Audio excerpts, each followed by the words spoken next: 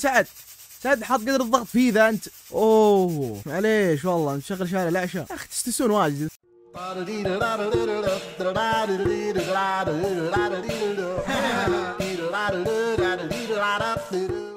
سلام يا قوم، انا خذت معركه انا الخسران فيها لا محاله، مو طبيعي اللي يصير. انا عندي نظريه مؤامره واعتقد هي نظريه المؤامره الوحيده الحقيقيه. اعتقد ان القنوات السعوديه وشركات الانتاج عندنا يتجمعون كذا وفي نص الطاوله واحد اسمه دنحي مدحت كذا، عنده اسماء كثير فهمت يعني، ما نبي نوضح اكثر. جالس بنص طاوله كذا ويجمع النصوص حقه المنتجين والقنوات ويقعد يقراها، واذا حس بغثيان كذا يقول والله عز الله انه بيوصل اطراف المعده ذا بيرجع الشوربه عمدو هذا ينزل على MBC بعد المغرب فهمت عشان يقضي عليه، وبعدين يمسك نص ثاني ثم يقرا يقول دقيقه ويش ذا ما يجيب الغثيان هذا، ما يبغى هذا من يكتب النصوص الحلوه هذه يا اخي، وش الكتابه هذه وين الاخطاء الاملائيه وين، ما تسهل وجهك انت نصوص ما تجيب الغثيان ولا حركه اقطع المبزر، وين الاصل وين؟ لان مو طبيعي اللي قاعد يتكرر من 20 سنه الى الحين. اقسم بالله كل شيء تطور عندنا، عمدنا رؤيه، سوينا نيوم القديه وشويات وتخلص، ضبطنا العلا، اطلقنا مشروع البحر الاحمر، اطلقنا مترو، طورت السعوديه في كل مكان، حتى الدوادمي صار فيها سينما، الا التلفزيون من ايام خميس من الجمعه اليوم كذا حطت يدك، اللهم من الجوده صارت من 720 الى 1080. حتى شات جي بي تي انا متاكد لو قلت له انتج لي عمل بالذكاء الاصطناعي بيطلع اوسكاري قدام الخياس اللي سووه، مستحيل. ولا في واحد عاقل انسان طبيعي عاقل يعمد واي فاي 5 من اسخف واخيس ما رأت عيني، كميه ثقال الدم وحومه كبد ممكن تنومك بالطواري بعد حلقه واحده يا رجال، يمكن تروح شهر بعد حلقه واحده. شلون الطوط فاي ينعرض على الشاشه في عام 2025 يا عالم، استووا على وجيكم. كمل السحه والله ما عاد به سحه، لو عاد في سحه ما ينعرض بعد الفطور ذا ويعرضنا للغثيان وللمغث. العمل هذا يندرج تحت المنوعات، يعني في تنكيت، في سكتشات، في تقليد، المفروض انه يضحك المفروض، لكن والله ما ادري وش اقول. خلينا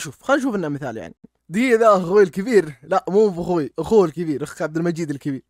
عطني شيء يوكن زيارتك يوكن ولا وش؟ لا يا اخوي يوكن راح المعارض يا اخوي. يمكن والله يصدمك على هذه الذبه.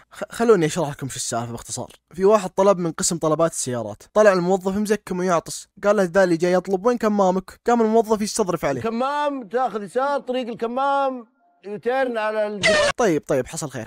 بديت انصف معي وش. المهم بعدها قال ابي قهوه سوداء، وطلب له قهوه سوداء، وبعدها قاعد يستظرف عليه الموظف وقال ما شاء الله تستظرف وكذا، معك موظف البلديه بدخل عليك الحين، حسبوني بعديها كذا بدون ما اصرمكم معي. تعالوا في فقره اساسيه من واي فاي واحد من عاد عمره 10 سنوات وهي ما انشالت من واي فاي، اسمها سوالف شيبان، وهي تقريبا اشلا ما في السالفه ذي كلها. الزبده ان اثنين الشيبان ذولا كانوا تاكين يشتكون البعض ان عيالهم يعايرونهم انهم ما اشتروا اراضي وتاجروا ايام الفرص وكذا، وفهمت ان الفرصه فاتتنا. قال واحد منهم الفرصه ما فاتتنا، قال الثاني كيف ما فاتتنا؟ قال الاول ذاك نشتغل في السناب في التيك توك بس يبيلك تفسخ ثوب الحياه وتلبس ثوب الهبال. طال عمرك تفسخ ثوب الحياه، وش البس طيب؟ البس ثوب الهبال. اقطع ابليس صرنا نقول امسك شيبانكم بدل امسك عيالك، والله يرجب لي اسكن. انا والله ما في حياة ولا عاد في صحة، كيف هذا ينعرض بعد الفطور يعني؟ انا ضغطي فده يرتفع حركتين مدري ثلاثة، وين الحجاج خلوه يقيس ضغطي. يا اخ افعل القاك راسي، انت ايش قاعد تتمرن؟ اقطع عموده دارك سوح، مالك داعي يا رجال، تعال خل خام تضبطك، بطلق البوسترات المعدنيه، لمعان، صلابه، سهوله في التركيب، سرعه في التوصيل، ولا يفوتك كم عرض في رمضان حليو، يوميات رجل عانس مثل خطباء، مثل من هو ولدنا، والمسلسلات العاديه للخايسه اللي يسويها الحجاج مع MBC في رمضان، مسلسل عادي يطفش 10 نكات تفجر كبدك ونكته تخليك تبتسم. المسلسل تكلمت عنه في المقطع اللي فات، هو كم مسلسل اذا ودك يعني تشوف الحفله اللي هناك. قصته باختصار واحد كبر ولا تزوج، وعد امه يتزوج خلال سنه واحده، والمسلسل يتكلم عن عمليه بحثه عن ام عياله ولا البيت، ولا اذا انت انسان طبيعي بتسميها زوجتي. المسلسل بيوريك عنده شيء بالمستوى الانتاجي والشغل، ولكن يزحلق لك ذا المشهد ما فوق ان شاء الله. الصوت بطي يعني يخليك تلغي اشتراك شاهد حقك وتروح تلعب طايره ولا تشوف لك حل. بعدين دقيقه خلينا ناخذ دقيقه يعني. وش اللي جايك رجال يخطب ضيف عندك وما تذكر انك تعزم لين تسمع صرير بطنه؟ ابشر بالغداء وبالامور الطيبه. لا مو قصدي والله طال عمرك، بس اني اقول لك صوت. لا والله نغديك. لا تسلم. وش اللي والله نغديك؟ والله لو انك محصله في البقاله مو في مجلس، حتى في البقاله ما تعزمه زي كذا. عاد انا لا اقول لك عن الجروب حقه اذا تشاوروا، ولا جروب غازي الذياب يا رجل. طيب تفاصيل، حسيت في كونكشن، حسيت انه تشبهك؟ انت بتتزوج واحدة تذكرك في امك. يقول عادي الرجل يدور على واحدة فيها صفات امه. يا اخي انت ترى والله لا عطعنك. كان ودي اقول لو انكم صارفين قيمه اعلانات موبايلي دي على انتاج احسن، لكن معاد ورا الصرف صرف، خلي الدراهم تحرك الاقتصاد بشيء احسن الصراحه. ولا كان دفيت شويه الاشياء العشاء يجيبون مدقق لهجه ولا مستشار لهجه يزبط الخياس اللي عندهم، ولا بالله ذي لهجه نجديه. مكان أثريس لا يسمح بزيارته في هذا الوقت، سيعود إلى. بعيدا عن الطقطقه، المسلسل ذا ارتكب جرم في حق اللهجات تقريبا كلها. فكر باي لهجه براسك، يعني لهجه نجديه، ايش عندي استاذ سلام بالفسحه مع المضيفات ويوم جيت سكتوا. جنوبيه، ما انتم تشوفونها في التلفزيون ملون، ما انا ما عندي شيء. بدويه. باب من يا باب اسس بريان باب.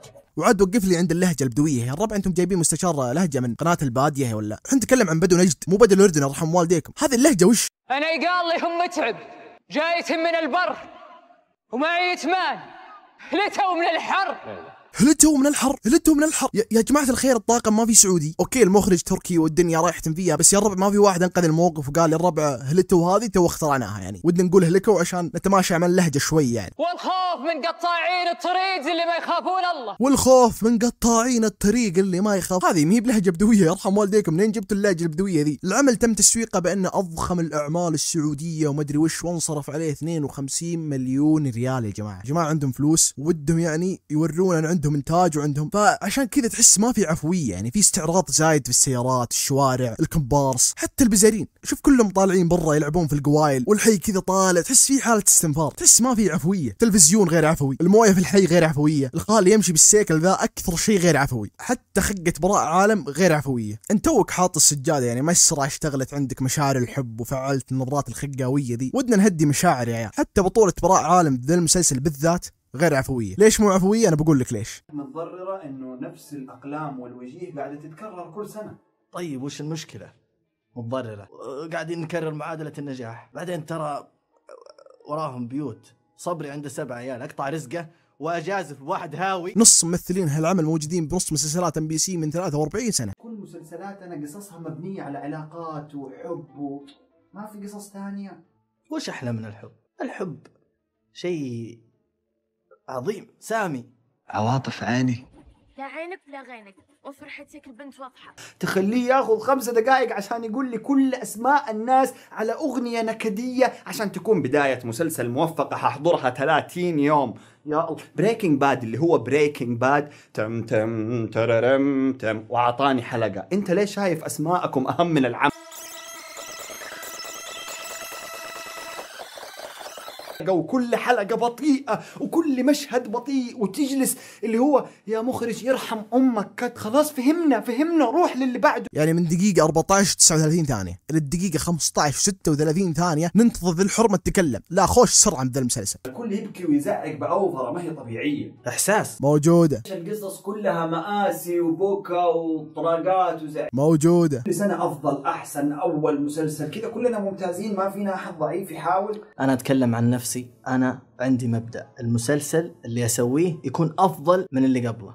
والآن قاعدين الناس يقولوا ها مو كنت تقول مسلسلات الخليجية، الحين شوفك قاعد تسوي مسلسل. أولا شارع الأعشى ليس مسلسل خليجي، الأعشى تجربة سعودية واعدة في عصر في منطقة موجودة بعد. يا عيني عليك. يلا جاء ملون، يلا الملون ماني مصدقة بموت. يا ربي ماني مصدقة صار عندنا الملون. تبون تشوفون ملون؟ ها درينا انه ملون، درينا، وربي ما يحتاج ذا التكرار كله. جاك العلم الصراحة يمكن يكون كلامي صادم شوي، لكن انا ما عندي مشكلة معه الصراحة، رغم ان في مشاكل كثير، لكن ايش فعلا هم يعرفون ايش يبون، ما يمططون، واخيرا ضابطين اللهجة بمستوى ممتاز. واللي خلاني انصدم انه اقل مسلسل صرفية كان افضل مسلسل سووه MBC برمضان، لانه يعرف وش يبي. لكن اللي ما تعرف وش يبي مشهد ابو رفسه ذا. مشهد ابو رفسه.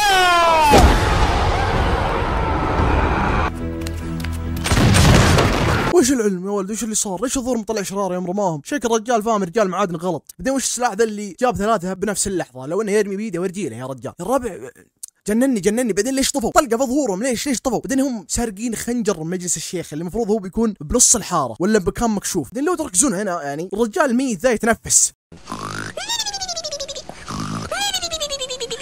المسلسل ذا جرب بحق منطقة عسير، مو منطقة عسير، الجنوب، مو الجنوب، المملكة والشرق الأوسط والبشرية كلهم. تم تعنيه في اللهجة العسيرية في المسلسل بشكل منقرف، يعني بالله اسمع ذا الشيء. يقولون إن يحيى ناطح له 3 رجاجيل ولا قدروا عليه. يا رجال ثوروا فيه ولا جاه شيء. أنا أقول لكم إنه جني ما صدقتني، تحسبوني أكذب؟ ذا السارق دخلناه بيتنا، أكل من زادنا هو وحماره، وبدل ما يشكرنا قام مد يده وسرقنا. نبشوا القرية شبر شبر، حتى الذرة لا تندر إلا قد عسيتوا وش عندها. أبشر يا شيخ، يلا رجال. ما تعودون اللي هو معه. بامر خلي حيدل ونقلبه. هيا سيروا بالله.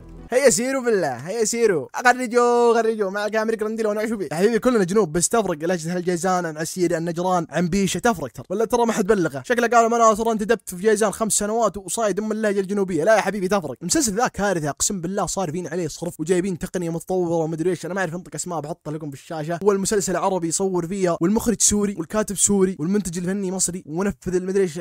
يا حبيبي والله مو عنصريه، بس العمل هذا احداثه تجي في جنوب المملكه العربيه السعوديه، او اللي حتى اهل السعوديه اللي برا الجنوب بيكون صعب عليهم يضبطون عمل متقن لذي المنطقه. جيب لي ناس ما هم سعوديين، وبالتالي هذا النتيجه جرم في حق المنطقه الجنوبيه كلها. المسلسل ذا سيء بكل النواحي، تمثيل، قصه، حوارات، سلسله احداث، كل شيء يجيب لك الصرع. ابعرف كيف ذا الشيء انعرض على القناه السعوديه برمضان، اقسم بالله هذا المسلسل سقطه. خلينا نتكلم عن الحلقه الاولى كذا على الماشي بالسريع. تبدا الحلقه بواحد مطعون ما ادري ايش صاير، طعنوه ما ادري يسوي فيه. المهم انهم دخلوا ذي الحناش والزرفه الجنبيه وهم طالعين، صار المشهد الرفساوي ذا اللي صار قدامكم. بعدها يجي يحيى راعي الحمار ذا ويشوفهم ميتين ويزرف اللي معهم ويروح. استهبال اقسم بالله، ناس ميتين بنص الطريق في الديره، يزرف اللي معهم ويروح. يعني ما راح بلغ الناس، ما انفجع ان في ناس كذا ميتين، زرف اللي معهم وهرب. انا ما ادري ايش اقول. بعدها كان في ناس طرحهم بالايادي وشافوا يحيى معدي بحماره، قال واحد منهم الله جابك يا حمار. يحيى قصر الشر وسحب عليه. قام المقلوع ذا ونشب له قال وش عندك ما تجاوب يا حمار؟ ها انا هزمت عبسي والناس تشهد والحين بالحمار يشهد. ثم قام نثر الحب اللي معه قال ثاني مره ذا كلمتك يا حمار تجاوب. الا ويعصب يحيى ويربط حماره ويلطمهم كلهم، حتى اللي ما له دخل لطمه، يمسك الدلخ ذا وينذح به من فوق. ولد الشيخ كان في مخزن يبيه يدير شغله، شوي جاه واحد وعلمه بعلم الجنبيه اللي انسرقت، قال فايد العلم وش اللي. يحيى هو رايح مدري وين رايح اقسم بالله، لقى شايب معه حرب. قال وين قروشي اللي هو انت الشايب؟ قال يا رجال صل على النبي انا جايك فضخت لي روس عرب هنيه وخربوا رزقي حسبي الله عليهم. قال انت بطيت علي وعدنا اول الشهر وحنا الحين اول الشهر، وان ما جبت دراهمي ترى ولدك عندي بالحفظ الصوت. قال له جيب دراهمي وخذ الصبي، يعني نعجه ذا مو بانسان. بعدين قال يحيى وش دخل جابر في الموضوع؟ الموضوع بيني وبينك والله لا يجي جابر شيء نحرك ولا ارحمك. والله ما ارحمك لا انت ولا عيالك ولا جابر اللي انت تجي قروشي.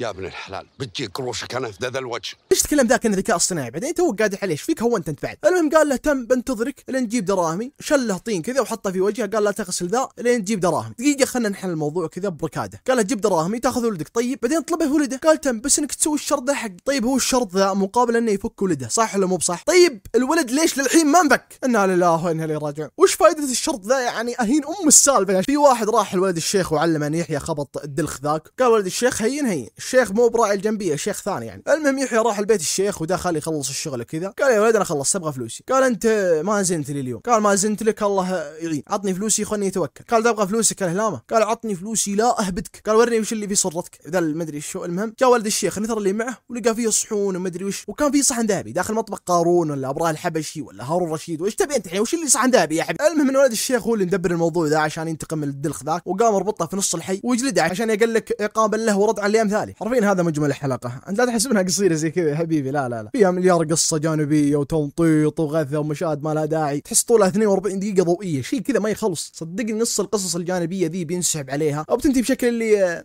خلاص قفل القصه ذي بلشتنا. كعاده المسلسلات السعوديه اتكلم لك عن اللهجه المضروبه ولا الاداء المدرسي ولا السرد المحيوس ولا القصه البايخه. لو حاطين تكلفه العمل ذا بحسابي كان قدرت اسوي شيء احسن. بحط رقم حسابي في الوصف يعني لو فكرت في الموضوع. تعرفون وش مصيبه العمل العظمى؟ ان لقيت فيديو في التك الواحد من طاقم العمل في 7 رمضان وعاد مصورون مسلسل 7 رمضان وعاد العمل تحت الانتاج. تعرفون شو المصيبه الاكبر؟ لقيت مقطع ثاني ولا زالوا يصورون اليوم 14 رمضان، اليوم 15 رمضان اصور الفيديو ذا، امس كانوا يصورون مسلسل وعاد يقول متى بنخلص. يعني الموضوع مطول، يعني اخر حلقه بيصورونها على العيد يعني. اقسم بالله ان هذا عار وان هذا سقطه وان القائمين على هذا العمل لازم يتحاسبون. اتمنى هيئه الاذاعه والتلفزيون تحاسب اللي وراء هذا العمل، لان الجهود الجباره والشغل الكبير اللي قاعد يسوون الاشكال هذه قاعد تضيعه. المهم يا طوال العمر نبدا الحلقه من البرنامج المزروف من برنامج الجيمات. كنت اتابع الجيمات عشان استلهم، الا وانا اتابع الاحظ الاخطاء اللي كان يعلق عليها عبد المجيد عام 2019 لا زالت اللي حزتك تتكرر. حرفيا انا اخذت كلام عبد المجيد في حلقه يلا نحوق والله يا وقت مضى اللي نزلت عام 2019 واسقطت انتقاداته على هايبر لوب على واي فاي وكلامه على العاصوف على حار العشاء وطلع كأنه هو متكلم عنهم. يعني من 2012 إلى 2019 وهو يعيد نفس الكلام ويتابع ذا الخياس، الله يلوم اللي يلومه إذا وقف، إذا نفس الخياس هذا مستمر إلى حزة كذي. المهم حاب أشكر أستاذ سلمان على مساعدتي على إعداد هذه الحلقة، وأستاذنكم وما ظنتي تشوفون هذه السلسلة رمضان القادم.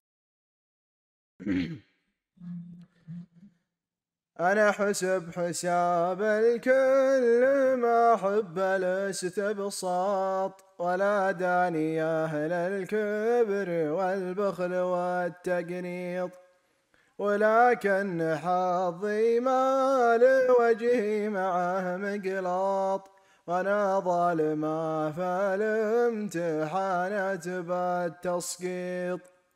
فرش لذهب ثم ورد ثم زل ثم بساط، ولا شاف مني غير الهمال والتفريط، أضيع عمل حظي بالهمال والإحباط، تهبطت منه قال ما ينفع التأبيط، خسرت النتيجة واللقى من 3 أشواط، ولا عاد ينفع دورته مستوى التنشيط، خسرت الدبل والفرق كل 3 بناط، ولا عاد لي خطة ولا عاد لي تخطيط، ربطني هوا خلي رباط وراه